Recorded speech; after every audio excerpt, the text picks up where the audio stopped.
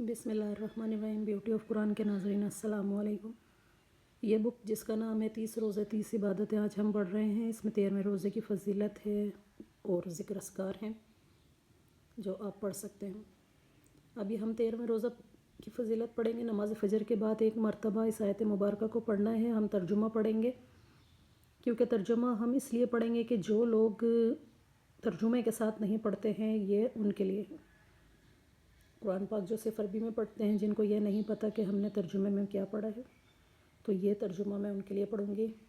اے اللہ، آسمانوں اور زمین کے بنانے والے، پوشیدہ اور ظاہر کے جاننے والے، ہر چیز کے پروردگار اور حقیقی مالک، میں اس بات کی گواہی دیتا ہوں کہ آپ کے سوا کوئی عبادت کے لائق نہیں ہے۔ میں آپ کے ذریعے اپنے نفس کی برائی سے، شیطان کی برائی سے، اس کے شرک سے پناہ مانگتا ہوں، اور اس سے پناہ مانگتا ہوں کہ برائی کروں جس کا وبال میرے نفس پر پڑے، کسی مسلمان کو برائی پہنچاؤں۔ یہ دیکھ لیجئے آپ، یہ رمضان اسپیشل ہے۔ فضیلت: جو شخص صبح کے وقت اس دعا کو پڑھ لے، شیطان کے وسواس سے اس کی حفاظت ہوتی ہے۔ ترمذی شریف کے اندر یہ آئی ہوئی۔ نماز فجر کے بعد: اللہ وہ ہے جس کے سوا کوئی معبود نہیں، جو سدا زندہ ہے، جو پوری کائنات سنبھالے ہوئے ہے، جس کو نہ کبھی اونگ لگتی ہے نہ نیند۔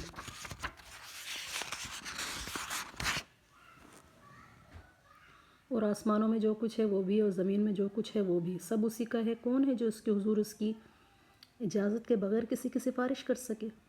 وہ سارے بندوں کے تمام آگے پیچھے کے حالات کو خوب جانتا ہے، اور وہ لوگ اس کے علم کی کوئی بات اپنے علم کے دائرے میں نہیں لا سکتے سوائے اس کے جسے وہ خود چاہے۔ اس کی کرسی نے سارے آسمانوں اور زمین کو گھیرا ہوا ہے، اور ان دونوں کی نگہبانی سے اسے ذرا بھی بوجھ نہیں ہوتا۔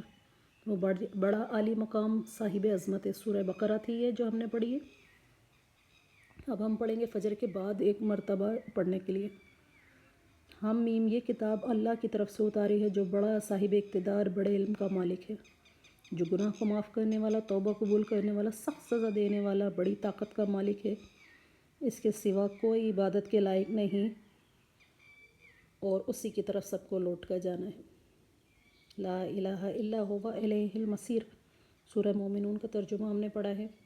فضیلت: ابو ہریرہ رضی اللہ عنہ سے روایت ہے کہ رسول کریم صلی اللہ علیہ وآلہ وسلم نے فرمایا کہ جس شخص نے شروع میں آیت الکرسی اور سورہ مومن کی پہلی 3 آیتیں حامیم سے الیہ المصیر تک پڑھ لیں، وہ اس دن اور برائی اور تکلیف سے محفوظ رہے گا۔ ترمذی شریف۔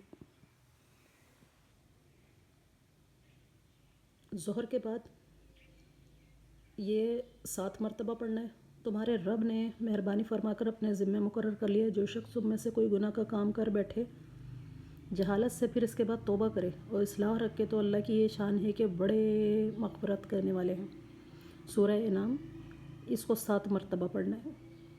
پھر ظہر کی نماز کے بعد 41 مرتبہ پڑھنا ہے۔ آمنت باللہ ورسولہ، میں اللہ پر اور اس کے رسولوں پر ایمان لایا۔ صحیح بخاری۔ پھر عصر کے بعد 11 مرتبہ سورہ نحل کی یہ آیات پڑھنی ہے۔ ترجمہ: پھر بات یہ ہے کہ تیرا رب ان لوگوں کو جنہوں نے برائی کی جہالت سے، پھر توبہ کی اس کے بعد اور اصلاح کر لی، تو تیرا رب اس کے بعد ضرور مغفرت کرنے والا، رحم والا ہے۔ یہ 11 بار پڑھنا ہے سورہ نحل کی آیات۔ اس کے بعد عصر کے بعد 33 مرتبہ یا غفور یا حلیم یا رحیم، یہ پڑھنا ہے 33 مرتبہ۔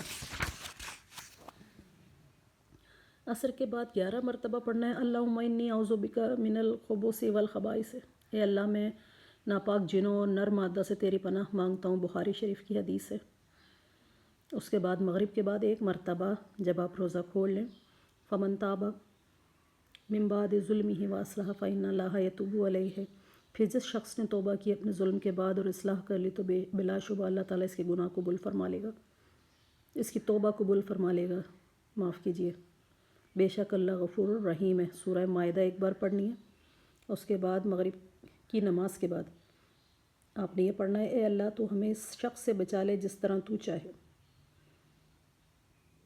اس کے بعد نماز تراویح کے بعد 3 مرتبہ آپ نے پڑھنا ہے، اور یہ کہ تم لوگ اپنے رب سے مغفرت طلب کرو، پھر اس کی طرف متوجہ رہو، تم کو وقت مقررہ تک خوش عیش و زندگی عیش و عشرت کی زندگی بخشے گا اور زیادہ عمل کرنے والے کو زیادہ ثواب دے گا۔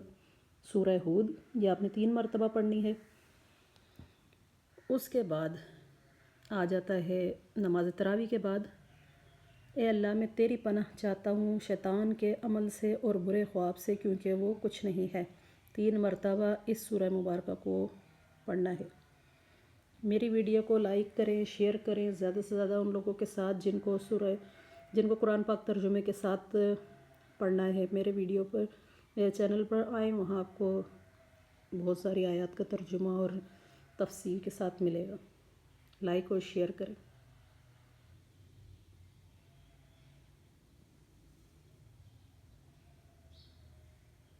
بے شک اللہ غفور الرحیم ہے۔ سبحان اللہ۔